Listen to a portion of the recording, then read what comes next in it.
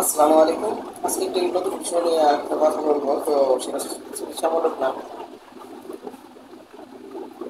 গতকাল আমাদের শহীদ আবু বকর উচ্চ বিদ্যালয়ে যে মিছিলটা দেখেছি, যথাযথভাবে স্যারের পদত্যাগ। তো এখানে পদত্যাগ করলে কতটুকু সুবিধা আপনারা পাবেন সেটা আমি জানি না। আর সেই সুবিধাটা তিনি এই পোস্টটা ডিজার্ভ করার জন্য কতটুকু যোগ্য, এটা যদি কম্পেয়ার করেন তাহলে আমার মনে হয় তিনি ওই পোস্টে থাকার যোগ্যতাটাই বেশি আসবে। প্রথমত আপনি যদি দেখেন যে এই প্রতিষ্ঠানটা যারা বলতে পারবে যেটা আমাদের প্রতিষ্ঠান, এই স্কুলটা আমাদের বা আমার, এরকম কয়েকজন লোক যদি আমরা বের করি যে পর্যন্ত এই প্রতিষ্ঠানটা আমার বলতে পারবে, তাদের ভিতর কোনো একজন।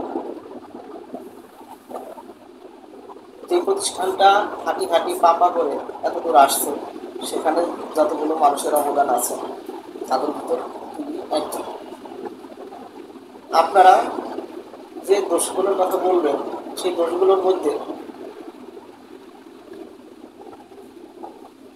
অনেকগুলোই আছে যেগুলো আমি বলতে চাচ্ছি না, বা আপনারা সবাই জানেন এই কারণে।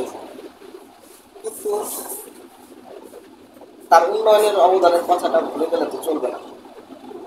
একটা প্রতিষ্ঠান শূন্য থেকে এত দূর আসছে, সেখানে যতগুলো মানুষ অবদান রাখছে তার ভিতরে তার অবদানও অনেক গুরুত্বপূর্ণ ছিল।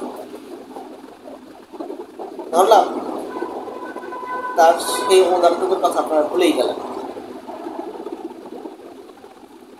কিন্তু তার হাতে, তার নির্দেশনায় আজ পর্যন্ত অনেক শিক্ষার্থী বিভিন্ন জায়গায় বিভিন্নভাবে প্রতিষ্ঠিত হয়েছে,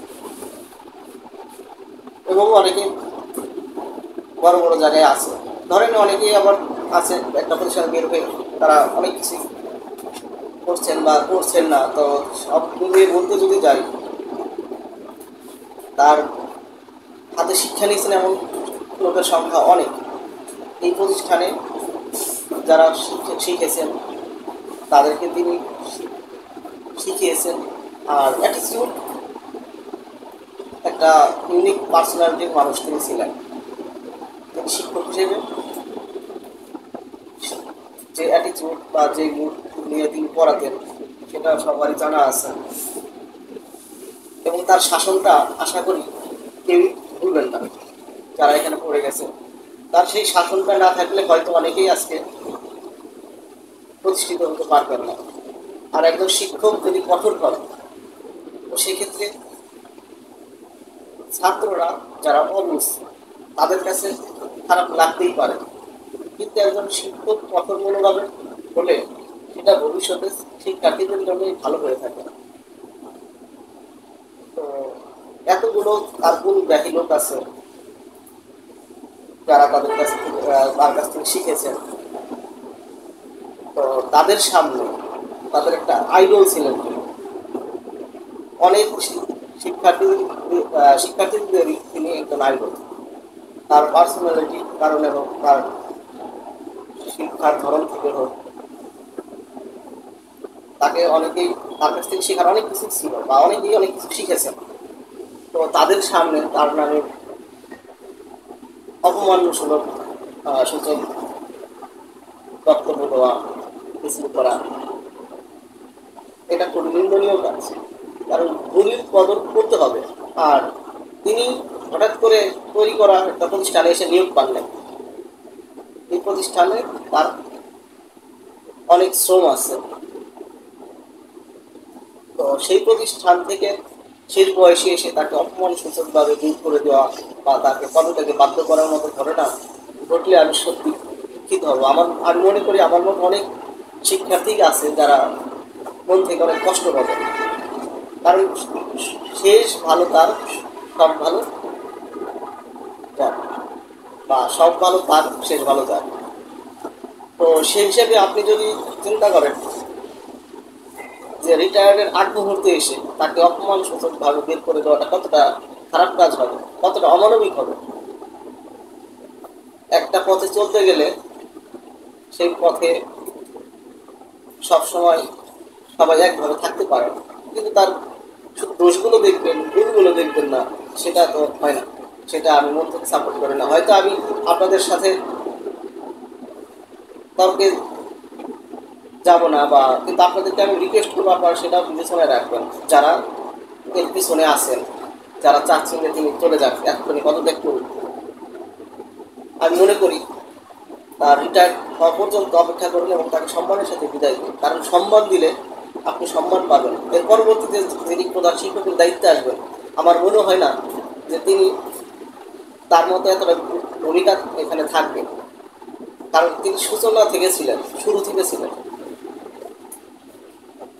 তো আপনারা যারা এর পিছনে কলকাতা কিনে আসছেন তাদের কাছে আমি রিকোয়েস্ট করবো যে আপনারা সময় দিন, রাখেন। এখন যাতে প্রতিষ্ঠান উন্নতি হয় সেই কথাটা ভাবেন।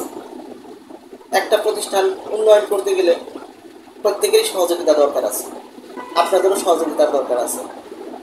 অনিয়ম হলে আপনারা রুখে দেন, বা এখন যদি তিনি অনিয়ম করেন বা অনিয়ম করতে চান সেগুলো রুখে দেন, তাকে তার দায়িত্বটা সঠিকভাবে পালন করতে দেন। শুধু পলিটিক্স দিয়ে সব কিছু বিচার করলে তো হবে না। একজন মানুষের জীবনে সব কিছুই শুধু রাজনীতি দিয়ে হয়? তার ব্যক্তি সত্তা বলতে কিছু নাই। রাজনৈতিক প্রতিহিংসা দিয়ে কোমলমতি স্টুডেন্টদের মনটাকে মিশিয়ে তুলবেন না। আমি চাচ্ছি যে আপনি আপনার অবস্থান থেকে সঠিক দায়িত্ব পালন করুন, আপনার সন্তানরা যাতে সঠিক পরিবেশ বা সেটার জন্য দাবি করুন। সেখানে কোনো ঘাটতি থাকলে সেখানে আপনারা প্রোটেস্ট করুন। আপনাদের ভূমিকায় রাখতে পারে একটা প্রতিষ্ঠানকে টিকিয়ে রাখতে। বিগত কত বছর যাবৎ পরীক্ষার রেজাল্ট তেমন একটা ভালো হচ্ছে না, এ নিয়ে অনেকগুলো কারণ আছে। তো সেই কারণগুলোকে তো আপনারা দূর করার জন্য ভূমিকা রাখতে পারেন। এখন আপনারা যারা মনে করছেন যে এখন আপনাদের সুযোগ এসেছে, আপনারা এখন অনেক কিছু করতে পারবেন, হ্যাঁ, তাকে তার রিটায়ারমেন্ট সময় পর্যন্ত অপেক্ষা করুন এবং তাকে সেই পর্যন্ত সহযোগিতা করেন, তাকে গাইডলাইন দেন যে আপনি এইভাবে করেন। তো ধন্যবাদ। আশা করি সবাই মাথায় রাখবেন, সবাইকে সম্মানের সাথে বাঁচতে দিন। একজন মানুষের টাকা পয়সায় সব কিছু না, সম্মানটাই সব থেকে বড় জিনিস। সেই সম্মানের জায়গায় কেউ কখনো আঘাত করবেন না, কারণ আজকে যদি আপনি মানবিক হন, পরবর্তীতে আপনি মানবিক আচরণই পাবেন।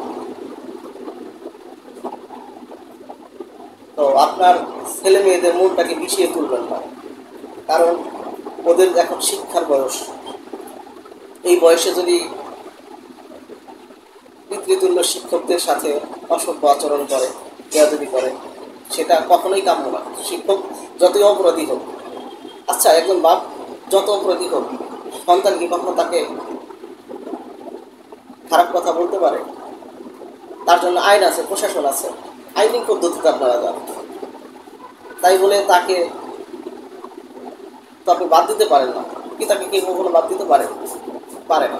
শিক্ষকদেরকে পিতার চোখে দেখুন আর সম্মান বোধটা বজায় রাখুন। আসসালামু আলাইকুম, আল্লাহ হাফিজ।